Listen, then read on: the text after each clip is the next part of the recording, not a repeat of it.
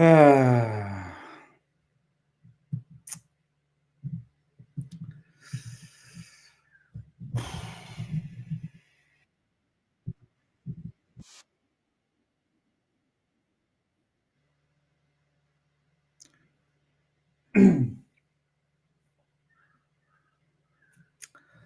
and gentlemen, welcome back to the other side of the coin and welcome to yet another live stream. More truth. We need to talk. We need to talk and we need to keep talking the truth on a regular basis. This is the only way we're going to hopefully one day get better, because there's a massive disease that's going around at Chelsea Football Club. And the worst thing is it's probably not going to get better anytime soon.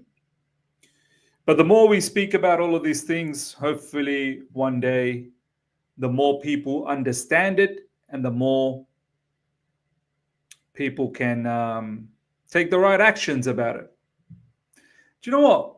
I want to ask you guys in the live chat, big up to each and every one of you guys that has joined in already. Nearly 60 of you are here, very, very close to 100 very soon, I'm pretty sure. Smash up the like button, number one. As soon as you're here, smash up the like button. Big up to Matthew. Big up to Joshua, Aman, Nehemia, Valan, my man, Philly, Ahmed, Aman, Narayan, Nikki. Big up to all of you guys. I want to ask you guys,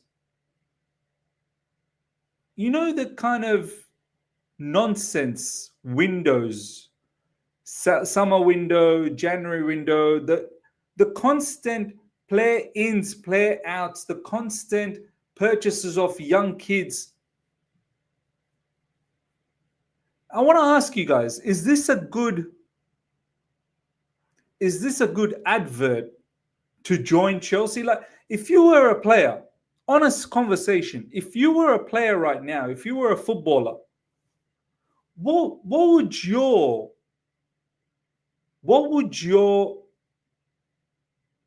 consensus be for Chelsea Football Club from a outside image, from an outside perspective? Like, if you were a footballer looking into all the things Chelsea get up to, would you be joining Chelsea Football Club?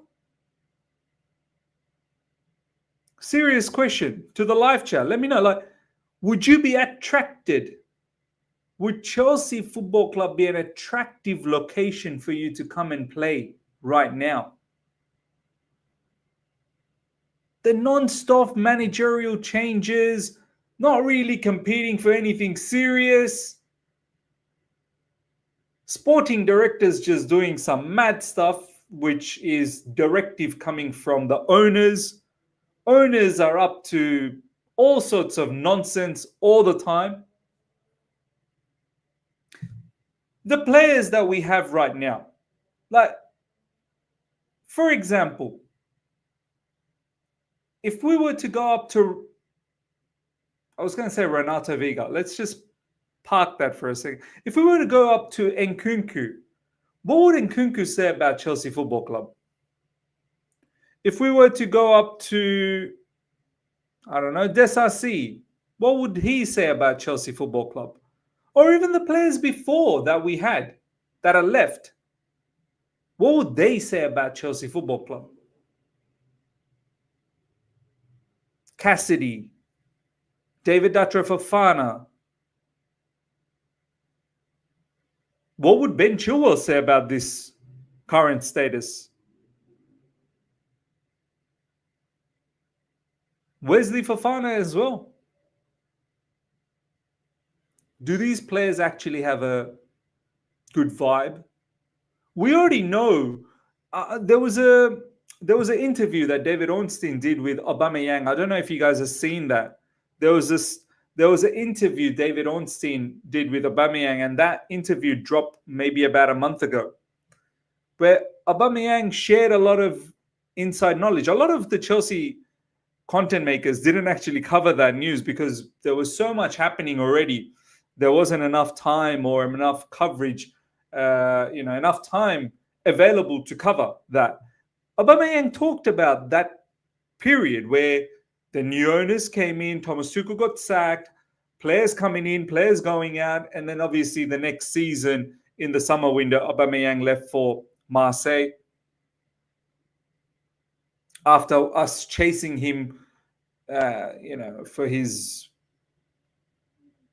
services from Barcelona. He talks about in that interview that it was a chaos. Players used to laugh. Like under Graham Potter, there was just so many players. They used to laugh. Yeah, Ashraf, you're right. Just ask Ziyech. They used to laugh at Chelsea Football Club. It's not much different now. We've got a lot of players still. I know Enzo Maresca will say that, there's only a certain amount of players that actually play in the squad. Sure, but there's still quite a lot of players that don't even make it to the squad. So I'm not surprised. And this is the first truth bomb. Big up to each and every one of you guys that have joined in. 6 minutes in. I'm not surprised there are certain players now, like Matthias Tell, for example. He's not convinced by Chelsea Football Club anymore. Matthias Tell is not convinced. And apparently, the word that's going around, and this is coming from Alex Goldberg's Twitter page. If you're not following Alex Goldberg, follow him. He does have some inside knowledge. 100% he does. Alex is someone, he won't sprout out information if he doesn't feel that there's some value to it. He was the very first one that talked about Kai Havertz to Arsenal. And there's many other stuff that he's said. So his inside knowledge, you got to pay some respect. Alex Goldberg in his Twitter page has said that, you know how there's all this PR that's going around. There's all of this PR that, oh, you know what? We are not going for Jhon Duran because we felt that his attitude is not right. Alex Goldberg tweeted out, enough of this nonsense. We apparently tried to reach out to him this month. We tried to reach out to Jhon Duran this month, and he apparently rejected us. And now look, how much truth is that? As I said, Alex has got things right previously as well. But if you were to just take that aside for a second, this is probably not too far-fetched, It's probably not something that you can say that, oh, no, you know what? I don't believe that. I don't believe that. Right now, as a fan base, you better believe everything. You better believe everything. We are not in a position to, we're Chelsea. No, we're not like these owners, these sporting directors, they're capable of anything. They're capable of anything. And the way they're moving, Matthias Tell rejected them. I've got no doubt that Jhon Duran possibly rejected us as well. Why wouldn't he? Why wouldn't he?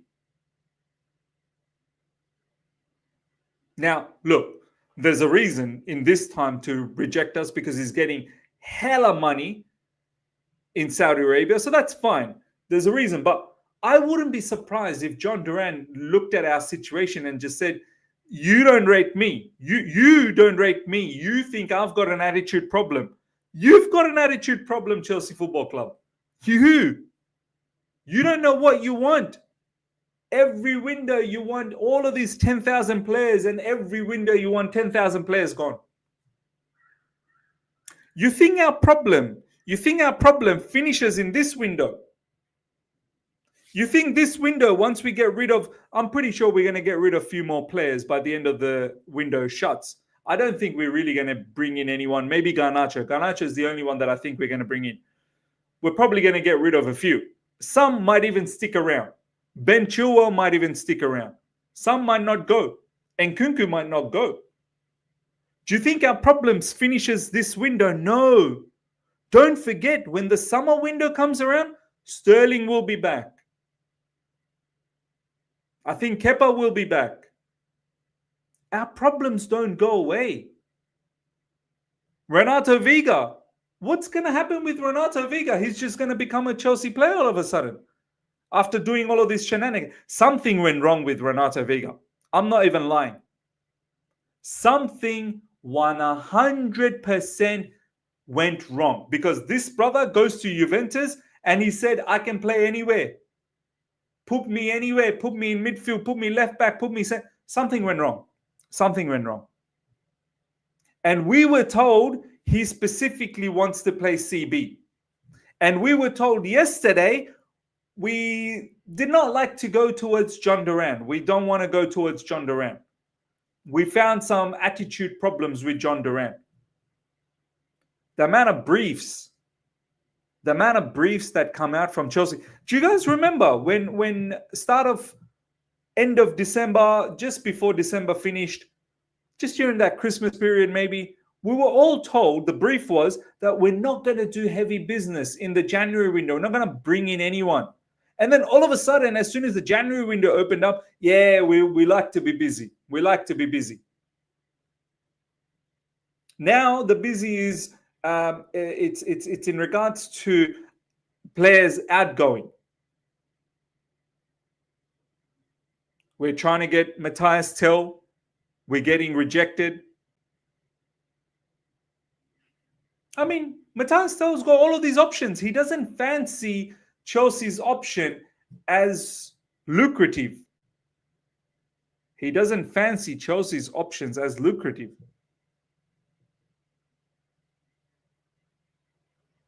Now, for a second, let's forget about Matthias Tell and let's forget about Jhon Duran. Can we as a football club, can we attract right now? I know some of you guys will say, oh, we did that with Moises Caicedo, we did that with Enzo Fernandez. But now, in the upcoming summer window, 6 months down the track, can we attract some of the top talents of world football anymore? Yeah, there was a time under Roman, I know under new ownership it's different, but under Roman, we were able to attract some top players. Can we attract the likes of Florian Wirtz? Can we attract Florian Wirtz? Can we attract Jamal Musiala? Can we attract Isak? Do these players want to come? Can we attract Real Madrid's Rodrigo? Atletico Madrid's Julian Alvarez? Can we attract these players? To the live chat, let me know. Let me know. Can we actually go out there and attract top players? Shiloh is saying only if we get top 4. Are we going to give them the wages? Are we going to match their wages? Because they're not going to be capped at 150,000.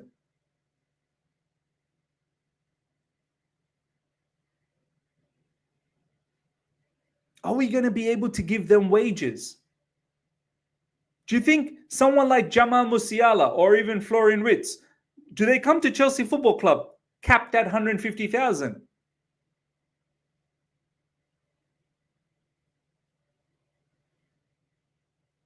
Some guy in the live chat saying we got money. It's not about the fact that we don't have money. Every club out there have money. It's about staying within the PSR model. People need to start understanding this. Every club out there have money. They're billionaire owners. They can inject money. But the problem is with PSR, you can't just inject money. Everything's got to be driven through revenue. It's how much you earn. It's not about how much an owner can inject. Clear Lake have a lot of money.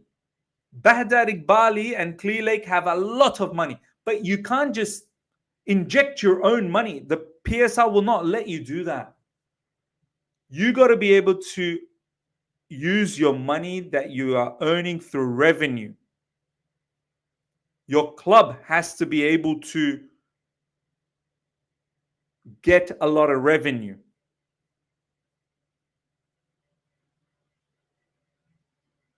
It's not about, oh, we're rich. We can, no. You're stupid. You don't understand football economics. If it was that simple, every owner would be just pumping money into the football club and just doing all sorts of madness. You can't be running a loss for 3 consecutive seasons. That loss has to be less. It cannot exceed more than 110 million or something like that over 3 consecutive seasons. So it's got to be below that. So you can't just be injecting money. You have to utilize your revenue. I just don't think we are capable of doing that anymore. Honestly, I don't know if we can. And this is probably why we're trying to find all of these young players, trying to develop them and see if they turn out to be superstars. You know, and we basically, what we're trying to do is find our next Cole Palmer. No one's really been a huge hit like Cole Palmer. Yeah, Cole Palmer's been an absolute hit. Cheap transfer fee, cheap wages, super hit. Yeah, there's been others, but they're not been cheap. Like you can say Kukurea, but he's not been cheap, and his wages are not cheap either. You can say Caicedo, but Caicedo's not cheap. So our owners, our sporting directors, this is probably why they're looking for someone who can be of the ilk of Cole Palmer. But you can't compete this way. You can't compete. And now it's not even going to be about competing anymore. Now it's going to get to the point where it's going to be difficult to attract players to come to you. Because honestly, all of these players around the world, all of these good quality players around the world, they see what Chelsea Football Club's up to. They see how our owners are moving. They see how our sporting directors are moving. They see how the players get treated at Chelsea Football Club.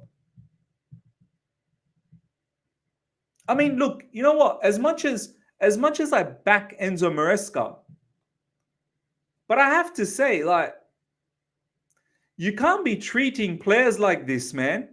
Enzo Maresca, look, I appreciate, and I'm never going to be Enzo Maresca out, regardless.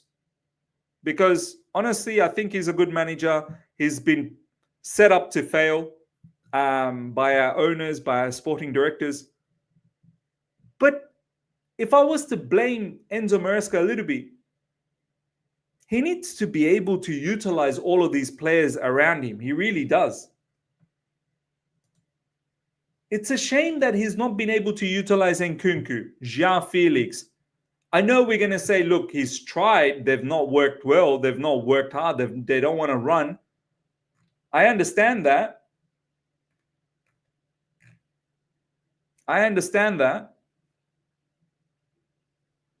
But I wish he just found a little bit more. I wish he found a little bit more solution with some of these players. Now, imagine, man, this guy's starting to annoy me. Let me just quickly get rid of this guy. All right, done.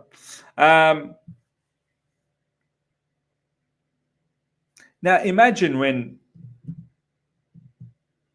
potential players like Matthias Tell and Jhon Duran or whoever else, even let's say you're curious, you know, he's a good striker available out there. Why would your curious think he would want to join Chelsea Football Club? Why? What's there to be attracted to Chelsea? Isak, like a lot of us are saying, go get Isak, drop the money on Isak. Why would Isak come to Chelsea? Why? What's going for us? And something to think about, honestly, something to think about. Just think deep about it. Before we start talking about Joao Felix. Let me take some of your comments. First up, let me take Mr. Putz. Super chat. Thank you so much for the super chat, my man. Honest conversation. Ownership won't go anywhere. Fans can't do anything. We will rant, and few years down the line, we'll make peace with it and remember our glory days that lasted 2 decades. Look, it's probably getting to that point, It's probably getting to that point. Abrar, big up to him. I think the owners want to succeed, but they want to do it in a new, cheap way. It's not risky financially, but on the pitch, it can go ugly like it did last season. Look, it's very difficult. It's very difficult. The approach that they're taking, it's very, very difficult. Very difficult. Ashraf, nobody wants to play alongside kids and mediocrity. Yeah, I agree. Miz, the funny thing is eventually they will win a major with this squad, probably after 5 years later. See, probably after 5 years later. My man, I don't know how to pronounce your name. What makes you think they're all going to stay together for 5 years? What makes you think Enzo Fernandez, Caicedo, Cole Palmer, Jackson, all of these players are going to just stick together for 5 years? Why? Have they gone mad? Have they gone mad that they want to stay here for 5 years? This, once again, our owners, our sporting directors, they've been successfully been able to plant this seed in the fan base that these players will stay. They'll stay with us for 5, 6, 7 years and we'll win a trophy in 5 years' time. What makes you think they're going to stay with us?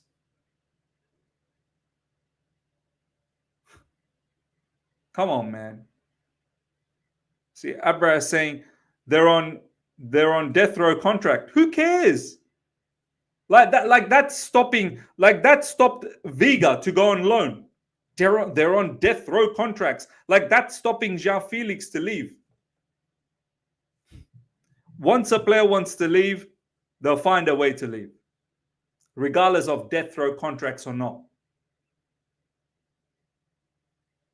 These contracts, the only thing they mean is they hold your value. They hold your value. That's the only thing they mean. Besides that, it's nothing. Financially, it means something. You can amortize, well, not anymore, up to 5 years, but previously, the death row contracts like the Cole Palmer ones, we can amortize over that amount of years. Financially, it makes sense. But in essence, if Cole Palmer, at the end of this season, if we don't do anything serious, let's say we don't make it to Champions League football, right? If Cole Palmer starts talking about leaving Chelsea Football Club, I'm telling you, no one can stop him. No one can stop him. Because you know why? It's not worth keeping a player that's not happy. It's not worth keeping a player that doesn't want to stick around. And when a player doesn't want to stick around, believe me, the move is happening. The move is happening. We sold Hall after 7-year deal. Yeah, we've done plenty like this. Ian Martin, didn't we get him to sign a new contract as well or something like that? It's plenty of examples. It don't mean nothing. It don't mean nothing. Now, let's talk about Joao Felix, which goes hand in hand with all of this. There's a lot of conversation that's happening in regards to Joao Felix. Some parts of the fan base are like, oh, don't let go of Joao Felix. Don't do this. What a shame. We're letting go of Joao Felix. How are we going to move on in our life? Look, first of all, I just want to say Joao Felix is a good player, but he's got flaws. He doesn't work hard enough as much as Enzo Maresca would like him to work. But at the same time, we haven't found a solution for Joao Felix as well. Enzo Maresca fancies Palmer. He never wants to use Joao Felix as long as Palmer's there. I have to say, though, what was said, I know Joao Felix was brought in because of Conor Gallagher. I get that. It was a business relationship with Atletico Madrid. Atletico Madrid will only take Conor Gallagher if we take one of their players. And there's also other rumors and other hypotheses and other theories that George Mendes, we wanted to do him a favor for his client, Joao Felix, hoping that we can potentially buy a club in Portugal. So it's all part of a business relationship situation, which honestly is not too far-fetched. If you put everything into pieces and if you think deep enough, it starts to make some sort of a sense. But what was said to Joao Felix? I really want to know this. What did Chelsea Football Club say to Joao Felix? Because for me, it's quite baffling. There's no way. There's no way a player like Joao Felix joins Chelsea Football Club knowing the lack of minutes he's going to get when he arrives at Chelsea.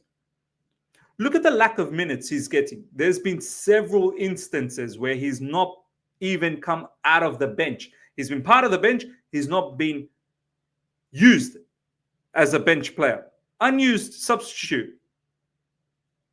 So what was actually said to Joao Felix? Because I can't believe that when the negotiations were happening, that we actually said to him, you're going to be a bit part player. You're going to play some conference league matches, and maybe we might use you a little bit in the Premier League. Ms. Chelsea briefed Maresca had a phone call with Felix before joining. See, this is what I mean. Let's just say, for argument's sake, that this is true, because we were briefed. We were briefed this, right? That Maresca had a phone call with Felix to tell him what? Hey, listen, Joao, Felix. We really want you to come to Chelsea, but you're only going to play Conference League matches, and I may use you here and there in the Premier League. Is that what we said? And if that's what we said, why would he join? And if that's not what we said, and if it's something else that we said, that, hey, we're going to use you, we're actually going to utilize you, you're going to be an important player for us, then have we not been dishonest to Joao Felix? Have we as a football club been honest to him? Have we done him dirty?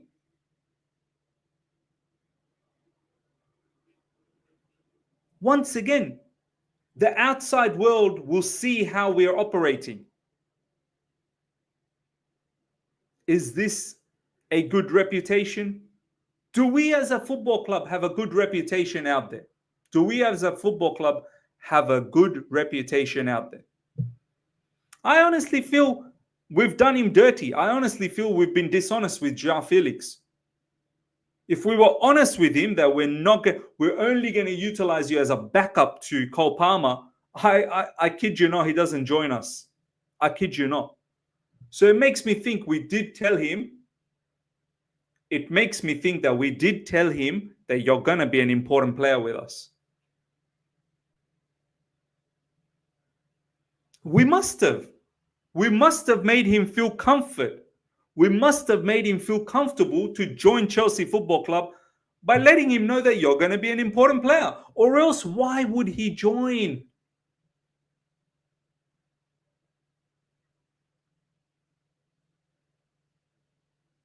So he ends up joining and he doesn't get utilized. Which I think is, look, I can't even fully blame Maresca. As I said, I think I can partly blame him because find a solution. But then again, maybe the way Maresca plays, there is no solution because you need players to work hard off the ball. Joao Felix is not really renowned to be working off the ball in a supreme manner. So I can't truly blame Maresca. He probably didn't even want Joao Felix. And that's been the narrative, right? He didn't even want Joao Felix. So we've been dishonest to the manager. We've been dishonest to the player.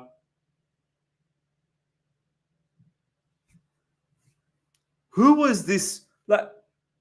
Who was benefited from this transaction? Who benefited? George Mendes?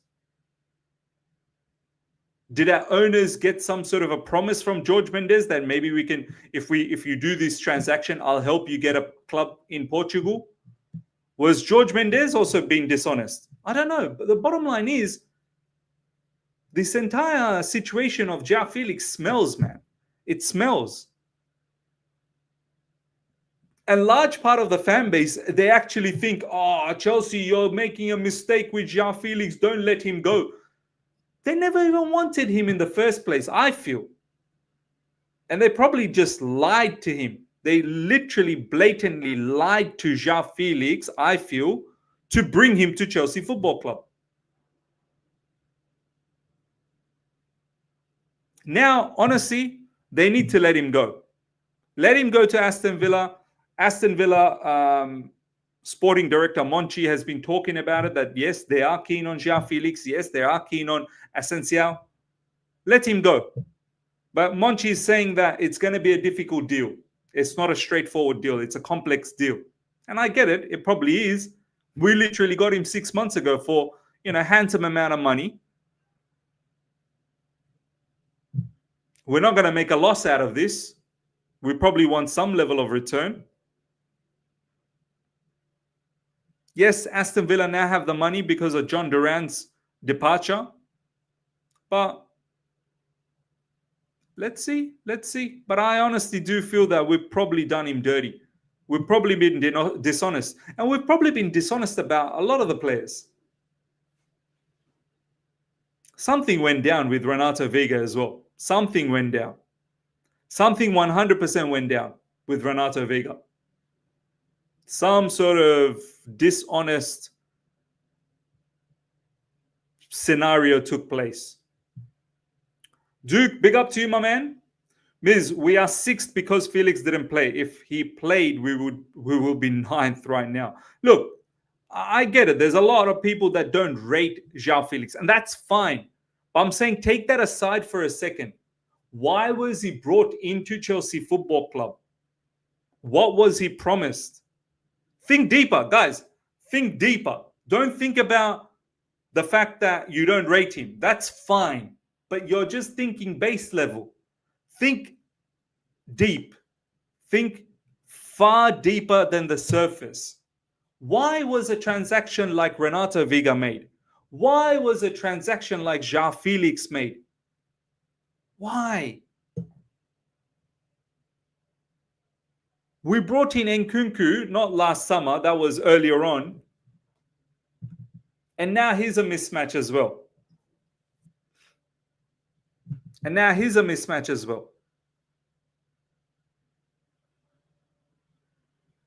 What's the plan with Madueke? What's the plan with all of these wingers? You've got Estevao Willian coming as well. Less than 6 months. You got Estevao Willian coming as well. What's the plan? Does it seem like they seem... Do you guys, honestly, nearly 350 of you guys are live right now. Smash up the like button, number one. Number one, smash up the like button. Number two, subscribe if you're here for the first time. I want to ask you guys, nearly 350 of you guys are live. What plan do you think we have? Genuine question. What plan do you think we have? Do you think we have a plan? Atav, big up to you. Miss, to be honest, I'm done. I'm now done with the owners itself. I know they can't sell, but find some loophole and sell it would be better for both parties. Enough of this mediocrity from owners to SDs to managers to players. Abba, this strategy of buying potential and developing is starting to fall flat on its face. We've done wrong so many of the players. It's not even funny. Miss, some of these transfers are smokescreen. Our owners have no plan. Yeah, of course. I wouldn't even say smokescreens. I think some of these they are entertaining it as well. Maresca clearly didn't do research after all. More lies on loving this squad. Miss, the answer on footballing level, no plan. There you go. I can't seem to see a plan. Our sporting directors cannot even plan a transfer window in December. How there's a plan in this club. You're right.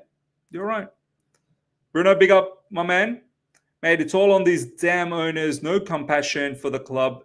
They see as a big business. The reality is they bought the wrong club. Yeah, 100%.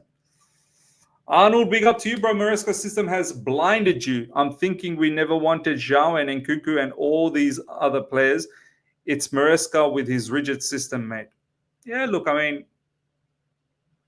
some parts of it I understand. Some parts of it I also back Enzo Maresca. Like, look, it's a tough situation. I mean, you bring a manager, he wants to play a certain style. It's difficult.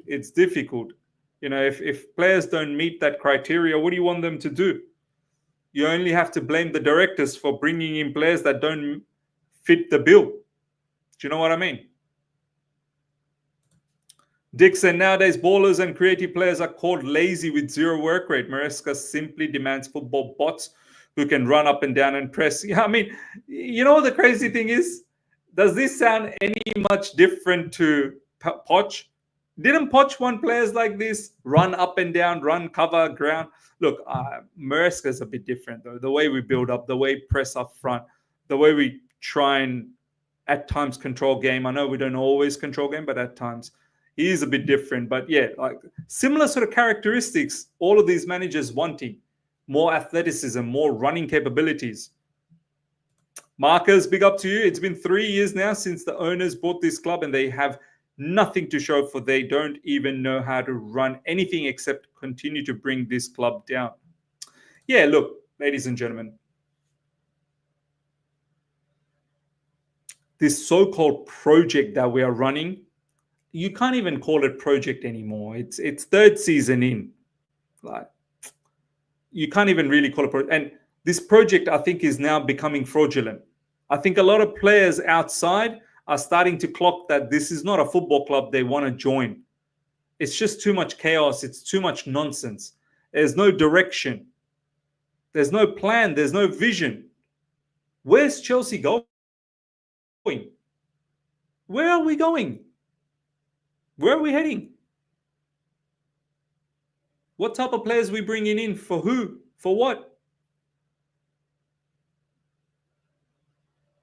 We're still buying a whole heap of kids on a regular basis, buying kids after kids after kids. So, and through this journey, we are mistreating players.